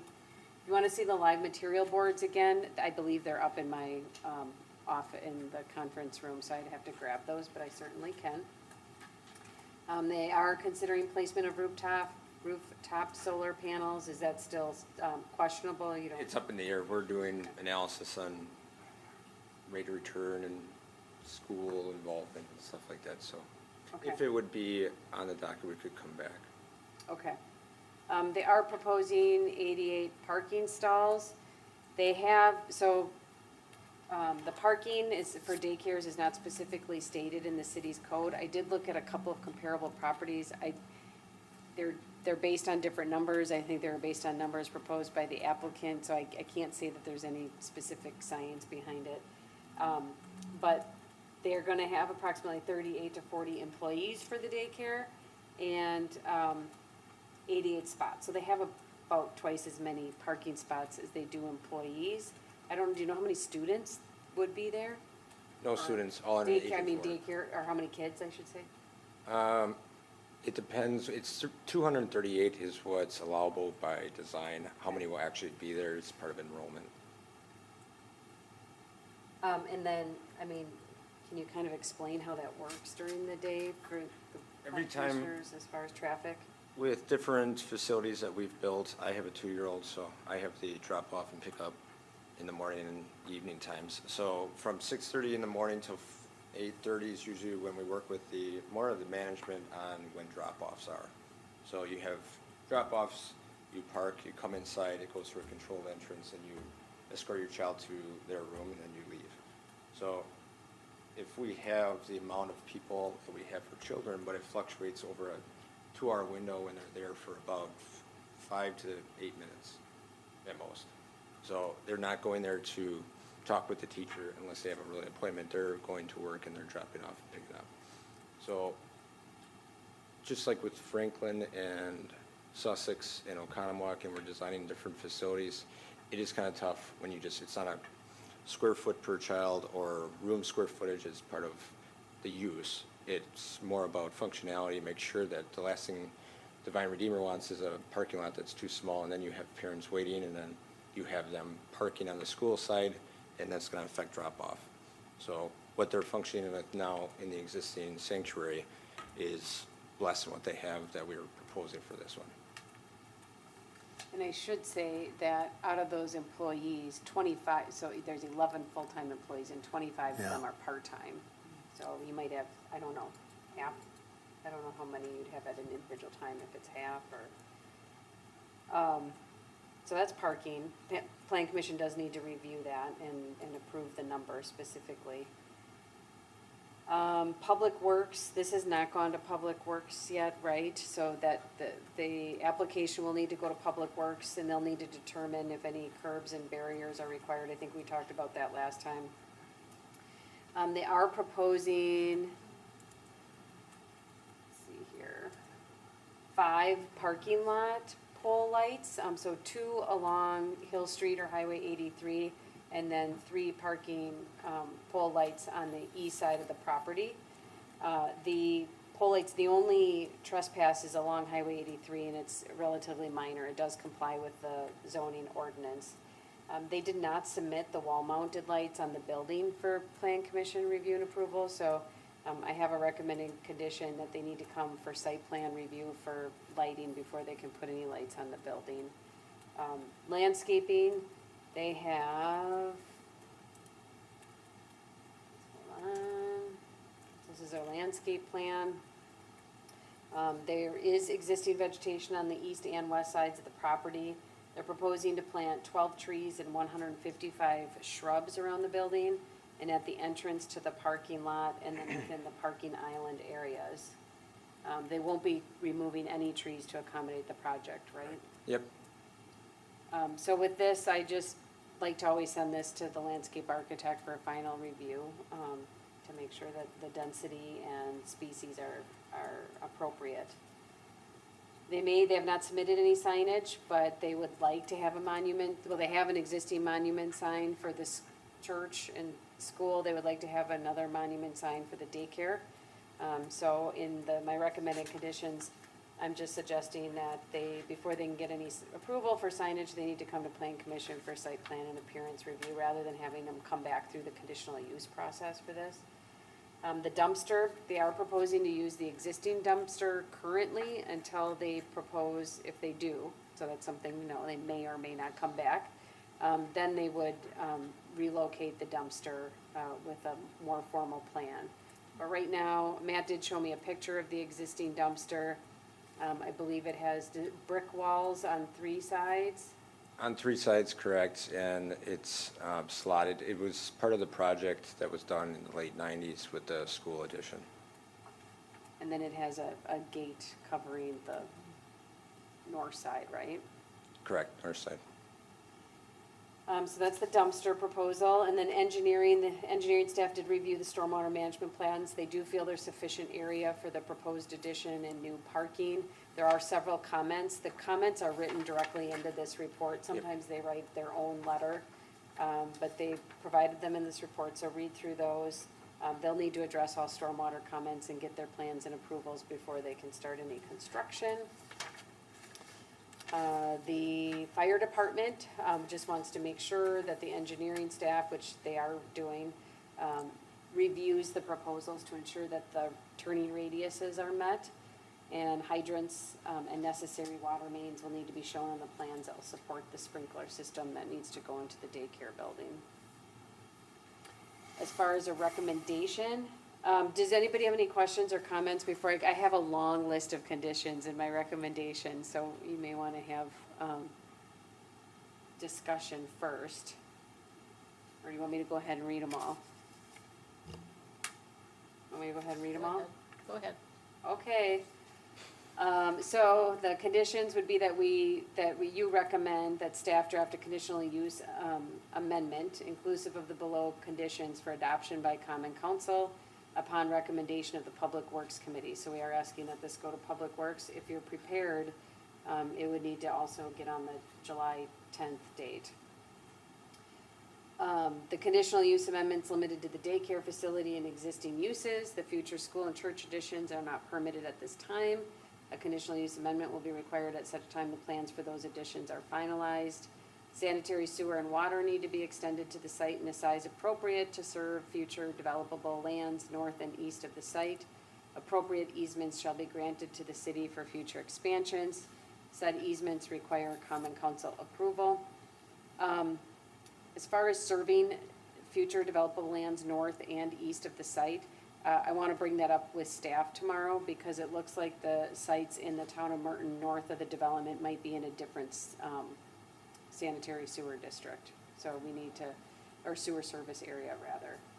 So we need to make sure that's appropriate. So you may just want to say future developable lands adjacent or near the site instead of north and east. The existing church school facility shall have sewer and water extended at time of the proposed future additions. If the future additions are not proposed and approved by June 1st, 2028, the existing facility shall hook up to sewer and water prior to June 1st, 2029. We're proposing that because typically if sewer is available to a property, which it will be, folks do need to hook up. But we're giving them some flexibility knowing that they're gonna make improvements in the near future and they can design it according to those additions. But we are giving them a deadline. And then DOT approval shall be granted for access to the site, intersection improvements and extension of utilities under Highway 16. Water hydrants shall be installed and spaced appropriately for fire department direction. Engineering staff shall review and approve turning radiuses to ensure adequate emergency access is provided. Stormwater management plans shall be reviewed and approved by city engineering staff. An erosion control and stormwater permit issued and a developer's agreement with associated financial assurances reviewed and approved by Common Council. Stormwater drainage and access easements and a stormwater maintenance agreement will need to be reviewed and approved by Common Council. A complete lighting plan shall be submitted to Plan Commission for site plan and appearance review and approval. A signage plan shall be submitted to Plan Commission for permanent signage review and approval. The landscape plan shall be reviewed and approved by staff, and any necessary changes made prior to commencing any construction activities. A building permit shall be issued by the building inspector prior to any building construction taking place. The building plans shall match the elevation renderings provided to Plan Commission. A certified survey map combining all 3 lots shall be reviewed and approved by Plan Commission and Common Council and be recorded with Waukesha County Register of Deeds prior to building permit issuance. They did submit that application, so that should be on the July agenda.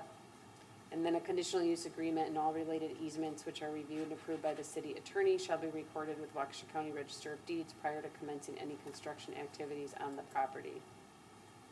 And then I would just address parking, what you feel is appropriate for parking.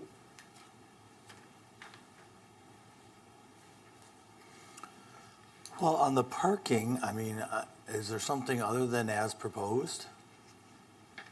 No, it's just your code doesn't specify daycare, so it says if it's not a use listed, the Plan Commission has to approve the number. So it's the number of parking stalls that you have. Do we know how many parking stalls are in the proposal? 88. 88. I believe it was 88. What's the student count potential at full capacity? It's 238 total, just by code with square footages is part of taken off. So as part of that, is that going to be on day one? No. Is there going to be that in the future? Potentially, there it can, but. So it's 2.7 kids per stall. So you think a lot of families have multiple kids, and that would be assuming everybody's parking at the exact same time. Well, I take that back. There's the employees. For drop-off, Matt, do they normally stagger? They stagger it, so some are early, some are later. Some of the other facilities, in the facility that I take my child right now, it's probably a quarter of that size. So a lot of it is, it's going to be busy times, but if you pick your times appropriately.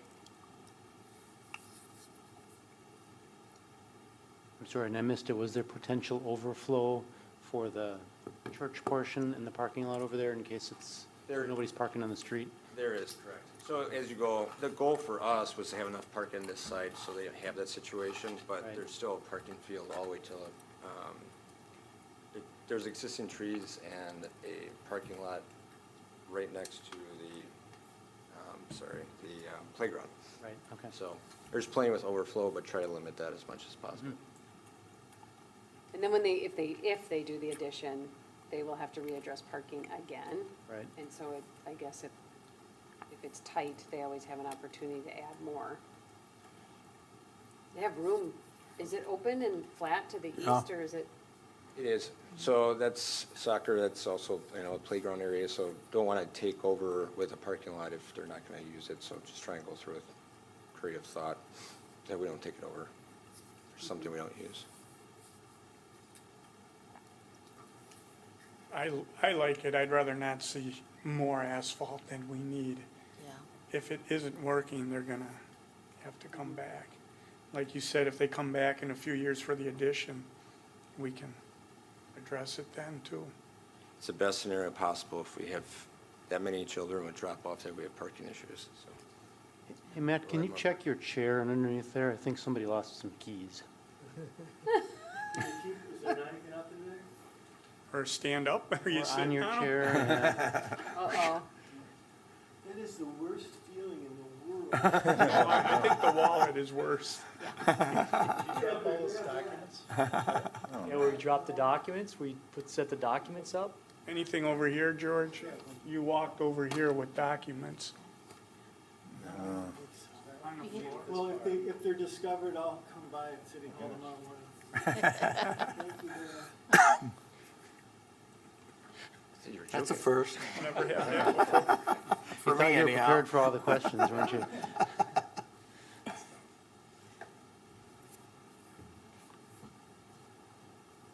Okay, any other questions? Otherwise, we're looking for a crafty motion that's gonna be long.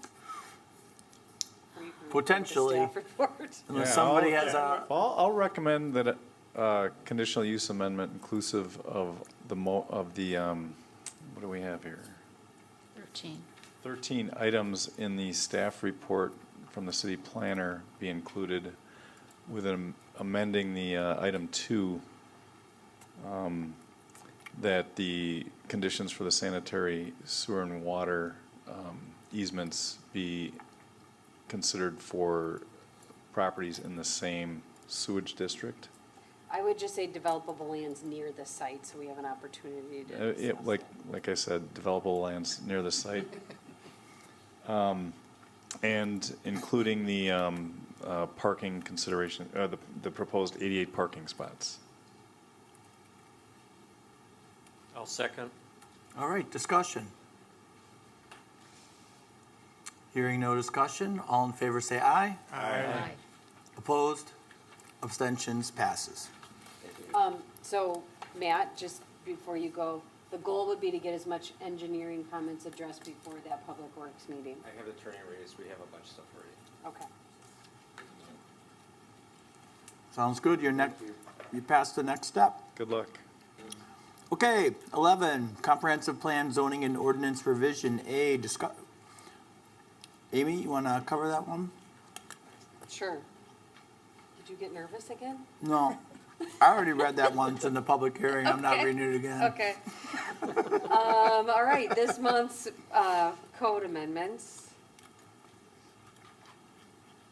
So there's a draft ordinance and a staff report. So I'll go through the staff report, but I'm gonna put the draft ordinance on the screen. So the first section of proposed amendments includes 5215, which is a grading and drainage requirements.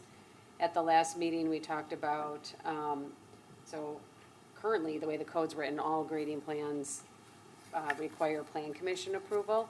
And we're switching that over to building inspector approval for grading that exceeds 3,000 square feet or 30 cubic yards. So at the last meeting, we talked about 400 cubic yards, but we changed it to 30. And then if grading's associated with an otherwise permitted structure, that would not be subject to additional permitting unless it's determined necessary by the building inspector. So if somebody's building a house, they don't need to come and get a separate grading permit. It'll be reviewed as part of the home construction, but if the building inspector thinks it's obnoxious, he may require it, and that's his prerogative. And then if he also has the authority to request review from the city engineer, and then it also states that compliance with the construction site erosion control ordinance would impacts to filling, change in drainage or topographic characteristics. And then in the next paragraph, it says, no change shall be made in the existing topography of any land that would alter the existing drainage or topography in any way so as to adversely affect roadways, sidewalks, walkways, or key drainage characteristics on or off-site. So instead of adverse or no impacts to adjoining properties, it's key drainage characteristics on or off-site being altered. And then we're changing the 4-to-1 slope to 3-to-1 slope. That matches other sections of the code and is common in other municipal ordinances. We also added that's steeply sloped terrain with a grade of 25% or greater shall not be regraded, built on, or otherwise disturbed on developments that otherwise require site plan and appearance review. And the Plan Commission may grant a waiver from this requirement where the area proposed for disturbance is an isolated area and providing such disturbance is necessary for development to occur, and the activities do not alter the overall topographic character of the site. It does say that additional measures may be required to prevent erosion and preserve natural topography to the greatest extent possible, and the provision does not apply to existing single-family residential lots. So there are a lot of residential lots that exist out there that have steep slopes. It's not intended to impact them. Let's see, anything else on that? That's kind of the bulk of the grading piece. Any questions? So there's the 400 versus 30 cubic yards. How did we come up with 30 out of 400? 2 truckloads. And but that's on an area, so if that's an area of like 100 feet by 30 feet? Yes, yep. Because that's not a lot. I mean, Well, that's square footage, but there's also cubic. I know, but. Volume. All right, I'm with you. I keep wondering too if that's too small. Yeah, it can be pretty, too small. Is that what you were thinking? Yeah, I mean, I was thinking 100 seems more, but I, maybe someone can do a lot of damage with like a 6-inch hump along a 100-foot stretch. Is that kind of what the thought is? As far as, Well, I would put it into Scott's hands. yeah, what do you think, Scott? I mean, Well, if it's related to an in-ground swimming pool, under a permit, if it's related to a new house, then it falls into my lap and I can exceed that. I think it's to prevent the rogue. That's the only mission is to fill, then if it exceeds that, we want to know about it. okay, all right, that's fair. I mean, someone could just sort of do that every spring and all of a sudden, you know, they've got a 8-foot hump between them and their neighbors and all the water's in their yard. Yeah, okay, all right, I get it. I just want to understand the, I think I don't have it in front of me, but the old ordinance did have the, I think it was 30 cubic yards every, 5 year, in for a 5 5-year consecutive period or years or whatever, and something. we just Good luck. didn't want to deal with the time frame. And I That's do not see- workable. I do see 30 cubic yards are in patient. some ordinances. We do- especially around lakes. I mean, people will play a long game, changing their architecture of their lake frontage. So for this, we actually do have to create a grading permit application, and the intent would be to keep it really simple too, for those smaller projects. Okay, good on that one? Moving on? Okay, so 5216 is setback and yard requirements. With that, we're just adding that the building setbacks are measured from the street or highway right-of-way line, and we're adding or to the edge of the paved road surface, whichever is greater, or the ordinary high water mark. Sometimes the edge of the paved road goes beyond the right-of-way, and we want to make sure that gets captured. At a future date, there might be even more discussion on this topic, potentially adopting a future right-of-way map to make it really clear what, because in some properties, the people own to the center of the road. It appears that way. So, and there's prescribed but they rights and all don't. of that stuff, but, it'd be nice if we had specific widths identified. Then 5216A5, we're proposing to simply remove that section, which states that additions to and improvements and replacements of existing structures may be made within the setback areas, provided the degree of nonconformity is not substantially increased thereby and subject to the approval of the Board of Appeals. So that's just an awkward statement to begin with. Typically, if you go to the Board of Appeals, you do that, and whenever the ordinance is not met, you don't need a statement in the code. And typically, allowances aren't granted to make a structure more nonconforming. And what degree of nonconforming being substantially increased, that's too vague. Any comments on that? Okay, and then we're also removing 5216B 3 and 4, which is, these are already addressed through a planned development. And it includes allowing side setbacks to be closer for like duplex and multifamily structures. That would need to be reviewed and approved as part of a planned development anyway. And that allowance is already provided. And then it states, and we just don't even know what this means, each lot hereafter created shall exhibit a front yard in accordance with the provisions of this chapter, which creates a direct relationship between the principal structure and the public right-of-way. So I don't know what a direct relationship is, and I don't think Scott knows either. So we're just removing those. We have setbacks for structures and they have to be met. And then 5216F, allowing construction 5 feet from the lot line for retaining walls. Before you have to go to plan commission approval instead of having to meet the setback. I know at the last meeting, we talked a little bit about, here it is. A little bit about what happens with tiered walls. I didn't, let me look at this. It was 3 feet.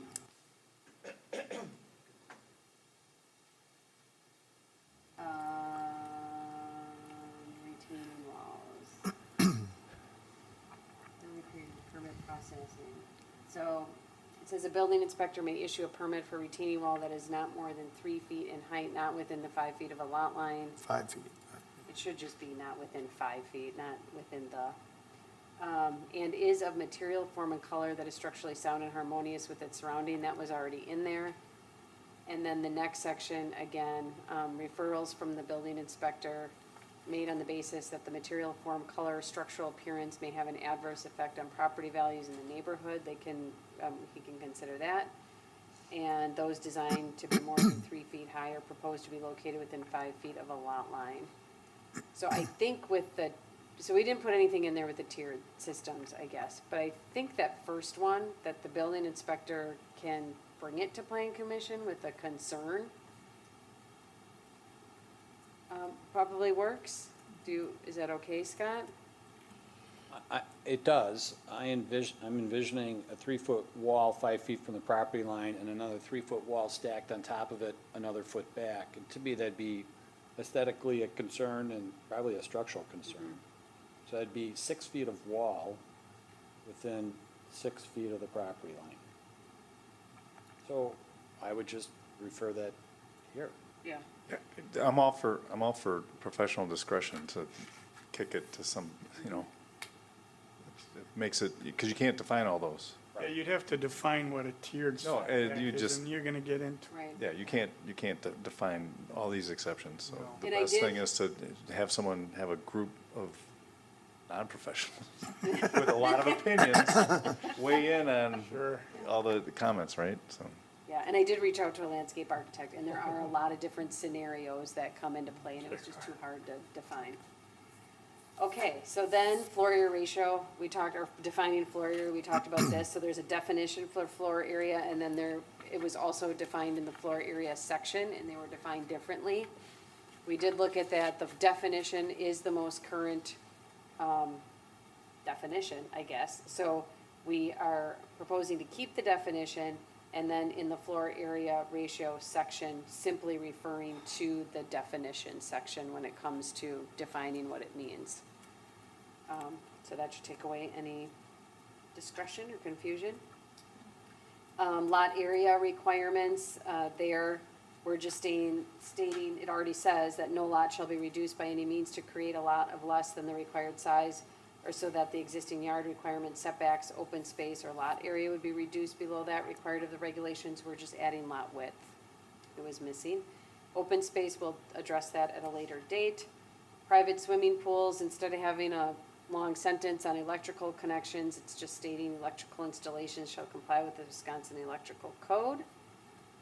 And then 5226, there was a section, so regarding outdoor stacking and storing of equipment and materials, we're not proposing any changes at this time.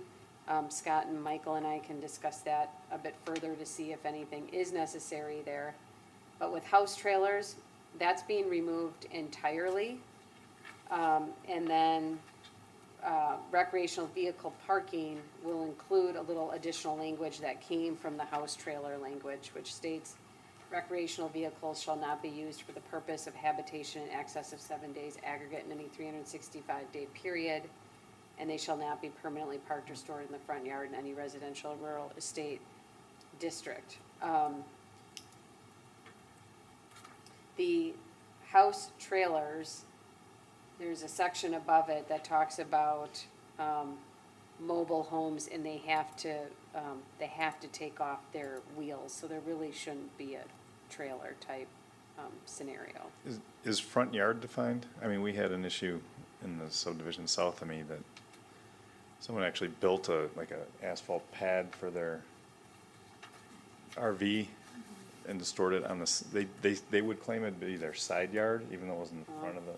In between the house and the road is what I would call the front yard. Okay, I mean, as long as we know what that is, I don't know if it's I defined. don't know if we have That's a front good yard question. defined anywhere, but Was the because intent to be not visible from, this was front and center. It was on Bark River Court a while back. yeah, I was gonna say not visible from the road. No, I couldn't miss it. It looked like the primary residence almost. There is And you one would say right that on was or was not in the front I yard? would say it was a front yard, but I mean, Okay. it's if that's open to interpretation, I think that's, I mean, if it's, I don't know, I'm just If saying. somebody puts a pad on the side of their garage and parks an RV like where the garage would be but open, that's the side yard. That's You kind have of a what the hard time situation was. enforcing front yard, even though that's not really. It was closer to the street than their house. Yeah.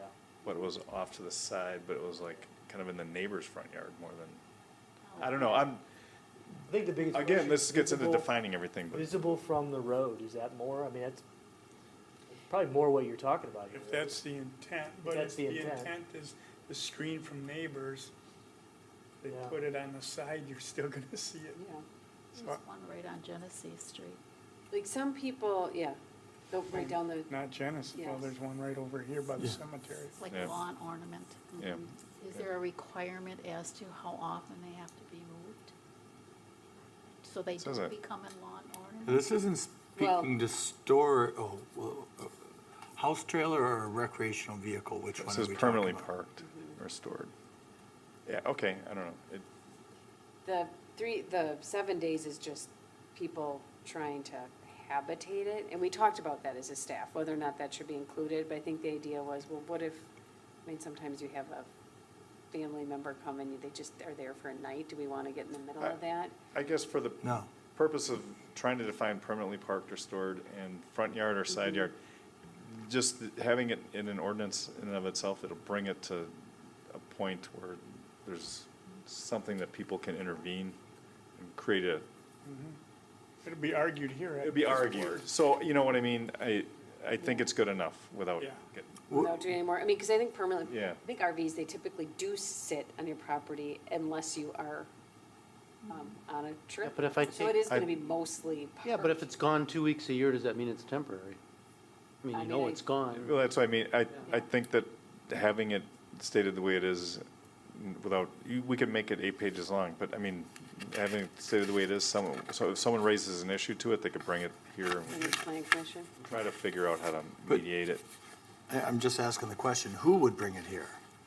Yeah. A neighbor. A neighbor. Yeah. So a Someone in the neighbor is gonna neighborhood. come into City Hall and say, I don't like Yeah, I that, think you'd see that. that Usually what RV happens. parked over there, I'd like to see it brought up at the planning commission meeting? Oh, they'd complain to their alderman and then see where they. And their alder person's gonna ask the planning commission to put it on here? I would. I mean, I don't know if they, right? I mean, We don't do that. Yeah. I mean, I'm just, Well, it I'm would- Well, just wouldn't it trying come to to ask for council and practicality. council would Would go, refer it it'd to we'd be the asking staff to act on it, write a nasty letter. I don't know. I'm just saying, I don't know. Yeah. What's the purpose Well, of I this? think Scott knows, I mean, it's, If there's a violation, then I get involved right away. Right. If they don't like the standard, then they have to go through a process, probably open comment, and then eventually the older person, and then eventually staff gets Ask for a text directed. amendment or clarity. Yeah.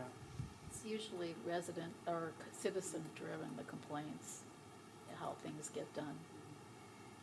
yeah, that's definitely true, but they Yeah. usually go through Scott, and then Scott talks to Amy, and it gets put on the agenda. That's Right, that's fine. typically how it happens, regardless of what the topic is. But many people don't do that. They come to common council and they complain. Or they'll come here and, To an alder person. Yeah, I mean, no one who buys an People don't RV even know who and their parks up alder next to their house is gonna go to think they need to go to the plan commission for approval first. Right? No. They'll find out later. I will, you know what, people do call and ask, can I store an RV on my property? Front yard is a common term used and Okay. is commonly interpreted between the house and the street. yes. So it doesn't address all of your scenarios, But it minimizes the impact on the curb appeal. yeah. Yeah. It Yes. doesn't eliminate it, it just Yeah. softens it. I think it's- And really, an RV parked in the side yard should not encroach into the front yard. So even if 2 feet of the RV encroaches, it's not okay. And if Leave it. it's not licensed and things like that, then it falls under a different section of the code. Yep, good enough. Okay, are we leaving that? That's the Yep. Yep, extent yep. of it for this Sorry I brought one. it up. No, it's No, good. it's Things they ask. That's all I got. This is the Okay. time. So, what are we doing here? That was, a Looking for public a hearing, motion. so we're looking for a motion. We're looking for a motion. To, recommend that common council adopt the draft ordinance, subject to city attorney review. I always like to have him, he did take a look at this, but in case anything has to change, then he can look at it again.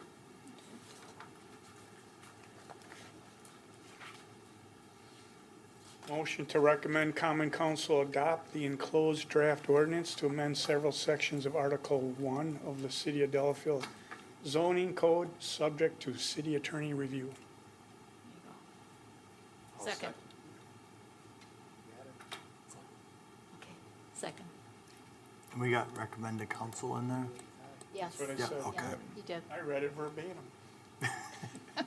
All right, is there any discussion? Hearing none, all in favor say aye. Aye. Opposed?